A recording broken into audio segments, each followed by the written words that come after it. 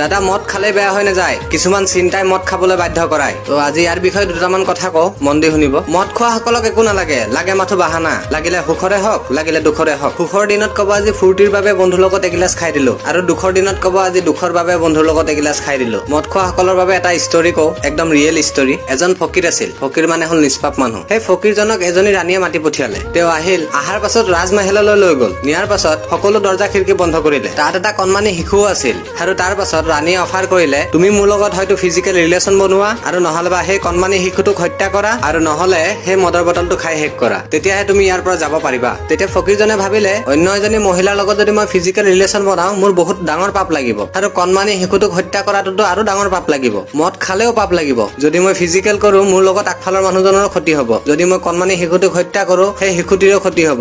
মদ খাই দিলে অকল মোৰে ক্ষতি হব, সেই বুলি সেই মদৰ বটলটো খাই শেষ কৰি দিলে। আৰু তাৰ পাছত তাৰ চকুত পৰিলে ৰাণীজনী।